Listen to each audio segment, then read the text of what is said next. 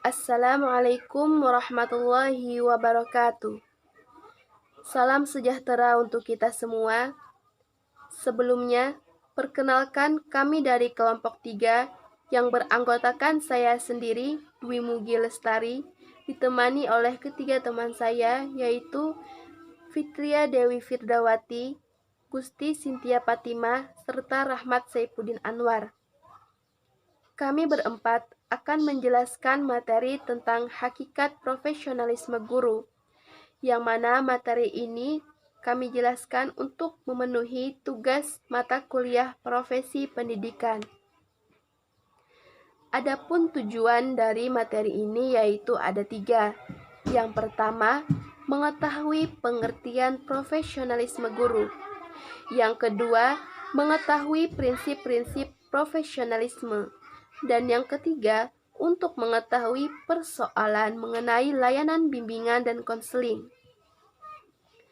Adapun pokok bahasan dalam materi ini yaitu ada 4. Yang pertama, pengertian profesionalisme guru. Yang kedua, prinsip-prinsip profesionalisme. Yang ketiga, problematika profesionalisme guru di Indonesia. Dan yang keempat, layanan bimbingan dan konseling. Baik, langsung saja kita memasuki pokok bahasan yang pertama, yaitu pengertian profesionalisme guru.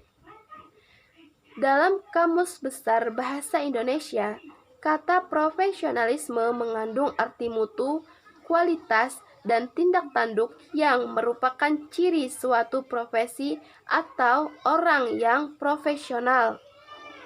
Menurut Saud, profesionalisme merujuk pada komitmen anggota profesi tertentu dalam meningkatkan kemampuan profesionalnya serta terus-menerus melakukan pengembangan strategi untuk digunakan dalam pekerjaan sesuai profesinya.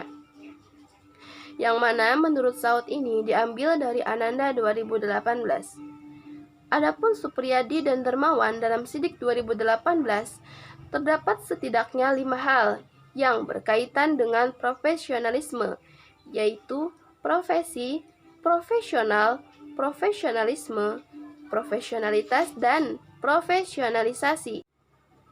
Adapun 5 hal yang diungkapkan oleh Supriyadi dan Dermawan dalam Sidik 2018 tadi, yang pertama yaitu profesi.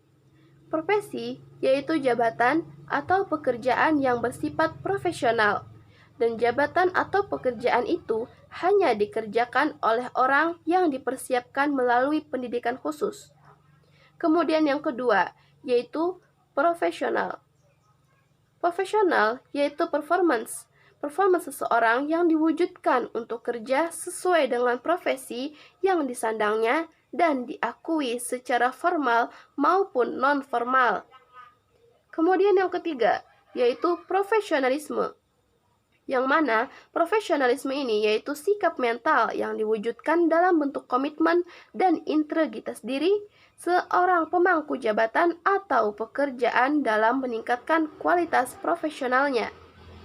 Kemudian yang keempat, profesionalitas, yaitu kualitas sikap mental seorang pemangku jabatan atau pekerjaan terhadap profesinya, termasuk derajat pengetahuan dan keahlian yang dimilikinya dalam melaksanakan tugas-tugas profesinya.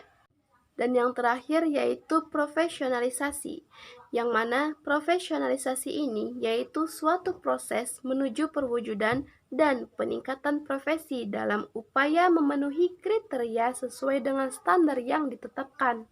Jadi dapat disimpulkan secara sederhana bahwa profesionalisme guru adalah sikap dari seorang guru untuk meningkatkan kualitas profesionalnya. Selanjutnya kita akan membahas tentang prinsip-prinsip profesionalisme. Profesionalisme sendiri memiliki 5 prinsip atau 5 muatan pokok, yaitu yang pertama, afiliasi komunitas. Maksudnya adalah seorang yang profesional dalam menggunakan profesionalismenya harus menggunakan ikatan profesi sebagai acuan, baik berupa organisasi formal maupun kelompok-kelompok kolega informal, sumber ide pertama pekerjaan untuk membangun kesadaran profesi. Prinsip yang kedua adalah kebutuhan untuk mandiri. Maksudnya adalah seorang profesional harus mampu mengambil keputusan sendiri tanpa adanya tekanan dari pihak lain dari luar.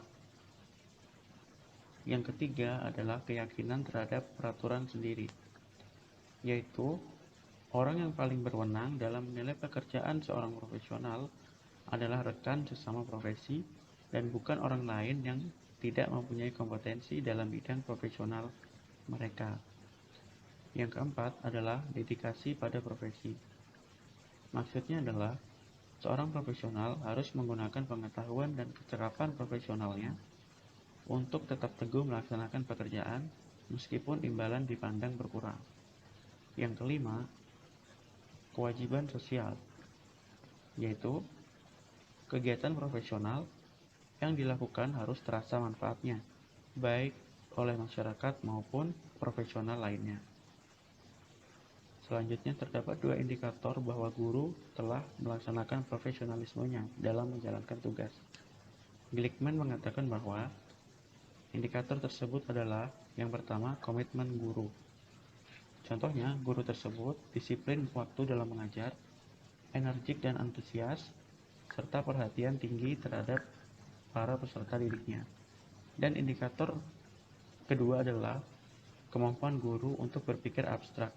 Contohnya, guru mampu mengidentifikasi masalah belajar yang dihadapi oleh para peserta didiknya. Berlainan dengan itu, terdapat pendapat lain pula. Irwan Nuryana Kurniawan, seorang dosen psikologi dari Universitas Islam Indonesia, menyebutkan bahwa terdapat 10 prinsip profesionalisme guru, yaitu penguasaan terhadap mata pelajaran yang ditempuh, penguasaan terhadap belajar dan perkembangan manusia, penguasaan terhadap strategi pengajaran, adaptasi strategi pengajaran, motivasi dan manajemen, keterampilan komunikasi, perencanaan, asesmen, komitmen, dan kemitraan. Lebih jauh lagi, sikap profesionalisme yang dimiliki guru akan menjadi dasar motivasi bagi guru untuk mengembangkan keprofesionalannya.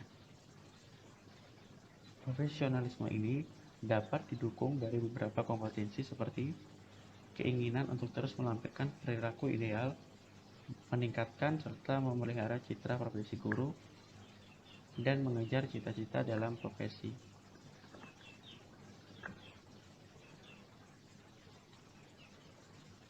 Selanjutnya, problematika profesionalisme guru di Indonesia. Berdasarkan literatur yang kami peroleh bahwa masih banyak guru atau calon guru yang belum menerapkan atau memiliki profesionalisme dalam pekerjaannya. Seperti dikutip dari Duryat 2017, merujuk pada data Balitbank Depdiknas bahwa skor rata-rata tes bidang studi CPNS yang diperoleh dari 6.164 calon guru biologi adalah 44,96 dan dari 1.164 calon guru fisika hanya 27,35.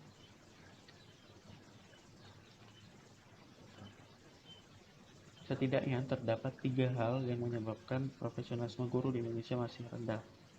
Yang pertama, tidak sedikit guru yang masih menjalankan tugasnya belum secara utuh. Yang kedua, adanya perguruan tinggi yang mencetak lulusan asal jadi tanpa memperhitungkan outputnya kelak, sehingga banyak guru yang tidak patuh terhadap etika profesi keguruan. Yang ketiga, motivasi guru yang kurang dalam meningkatkan kualitas dirinya sendiri. Dalam menyelesaikan problematika tersebut, terdapat 3 komponen utama yang dikenal dengan segitiga emas atau gold triangle yang harus diintegrasikan untuk melakukan pembinaan dan pengembangan profesionalisme guru, yaitu LPTK penghasil guru, sekolah pemakai guru, dan dinas pendidikan sebagai institusi pembina guru. LPTK memiliki kewajiban membangun profesionalisme guru yang mencakup kompetensi pedagogik, profesional, sosial, dan kepribadian. Sekolah, khususnya kepala sekolah, berperan dan bertanggung jawab dalam proses pendidikan di sekolahnya. Kepala sekolah harus lebih meningkatkan perhatiannya kepada guru untuk meningkatkan profesionalisme guru itu sendiri. Wabarakatuh. Di sini saya akan menjelaskan mengenai layanan dan bimbingan konseling. Di dalam cakupan lingkungan sekolah, keterkaitan guru dan siswa tidak dapat dipisahkan antar satu sama lainnya. Tugas guru pun tidak hanya sekedar mengajar, tetapi juga membimbing, memberi nasihat, untuk meningkatkan dan mengembangkan potensi diri siswa. Guru pun juga bisa memberikan bantuan kepada siswa untuk menyelesaikan permasalahan yang dihadapinya. Maka dari itu, pihak sekolah memberikan bantuan berupa layanan bimbingan konseling, di mana terdapat sebuah ruangan BK. Di dalam ruangan itulah siswa bisa menceritakan permasalahan yang dihadapinya dengan santai dan tenang.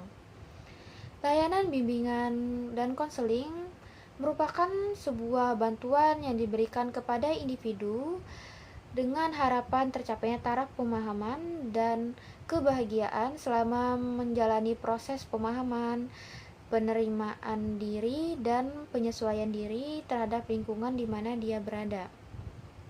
Mungkin tidak semua orang tahu apa itu bimbingan dan apa itu konseling. Maka saya akan menjelaskan pengertiannya secara satu persatu. Bimbingan secara harfiah berasal dari istilah bahasa Inggris, yaitu guide yang berarti membimbing, memandu, atau mengarahkan. Jadi bimbingan merupakan suatu bantuan yang diberikan kepada seorang individu secara kontinu dan sistematis yang dilakukan oleh seorang yang profesional dengan tujuan membantu proses pengembangan potensi diri dan pemahaman diri siswa. Jadi, kegiatan bimbingan ini harus dilakukan secara berkelanjutan dan juga secara sistematis, di mana ada proses-proses yang harus dilakukan satu persatu tanpa ada yang dilangkahi. Kemudian, konseling. Konseling pun juga berasal dari istilah bahasa Inggris, yaitu counseling, berasal dari akar kata counsel yang berarti ajaran atau nasihat.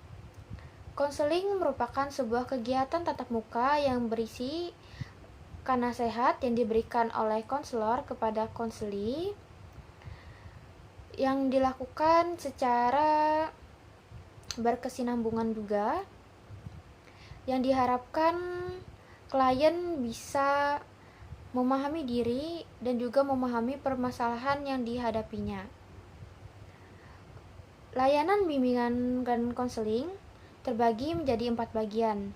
Yang pertama, bimbingan akademik, yaitu berupa bantuan bimbingan kepada seseorang dalam menyelesaikan permasalahan akademik, yaitu permasalahan pendidikan. Bisa saja sewaktu seseorang masih SMP, dia bisa konsultasi dan meminta saran bagaimana dia melanjutkannya. Apakah dia harus melanjutkan ke SMA atau ke SMK. Misalnya dia tertarik pada bidang obat-obatan, bisa saja dia masuk ke sekolah farmasi. Kemudian ada bimbingan pribadi sosial, yaitu bimbingan yang diberikan kepada seseorang dalam memecahkan masalah pribadi.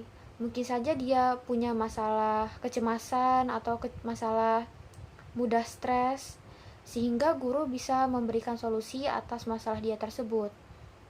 Kemudian ada bimbingan karir, di mana mungkin setelah siswa selesai SMA, dia meminta saran kepada guru apakah dia sebaiknya langsung bekerja ataukah harus kuliah dulu untuk membantunya dalam mencapai target karirnya.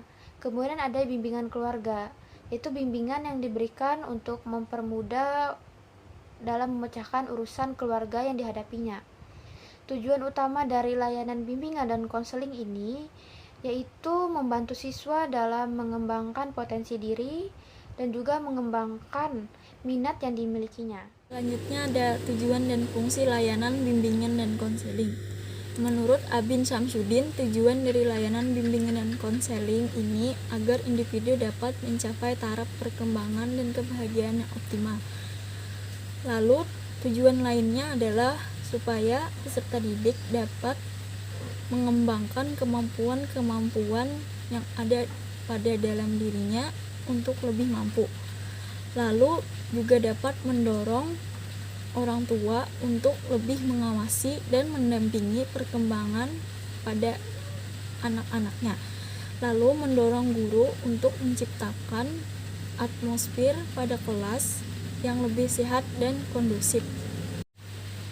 Lalu ada fungsi dari layanan bimbingan dan konseling. Yang pertama ada fungsi pemahaman.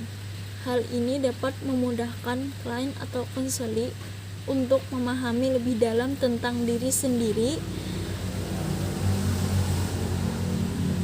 dan lingkungannya. Yang kedua ada fungsi fasilitasi, yaitu untuk memudahkan para konseli dalam mencapai perkembangan yang optimal. Yang ketiga ada fungsi penyesuaian.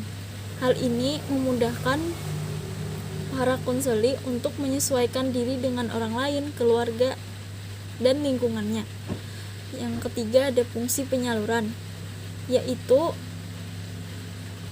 membantu para konseli menentukan apa minat dan bakatnya. Misalnya seperti masuk ke ekstrakurikuler, jurusan, program studi, dan lain-lain. Yang kelima ada fungsi adaptasi, yaitu membantu para pelaksana pendidikan, misalnya seperti kepala sekolah, staf, konselor, dan guru untuk menyesuaikan program pendidikan terhadap latar belakang pendidikan, kemampuan, dan kebutuhan konseling.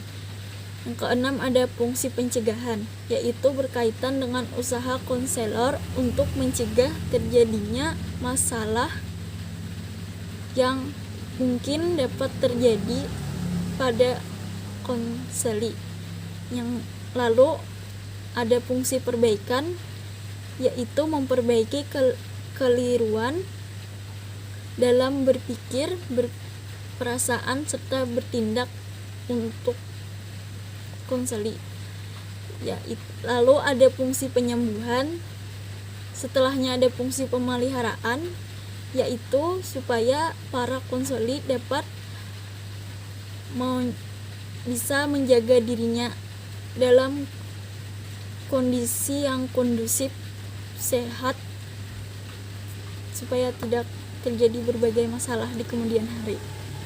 Lalu selanjutnya ada fungsi pengembangan, yaitu membantu peserta didik dalam mengembangkan keseluruhan pribadinya secara terarah dan mantap.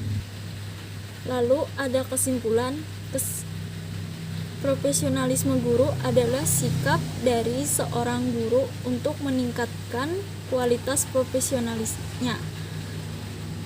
Profesionalisme ini memiliki 5 prinsip, yaitu afiliasi komunitas,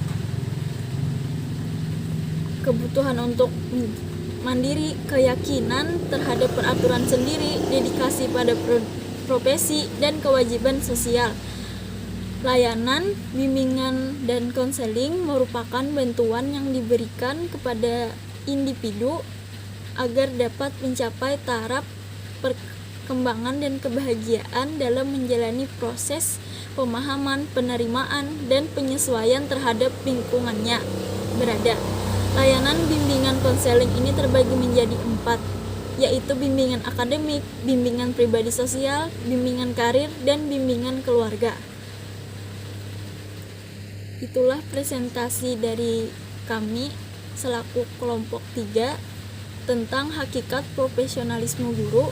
Salah hilapnya mohon maaf. Wassalamualaikum warahmatullahi wabarakatuh.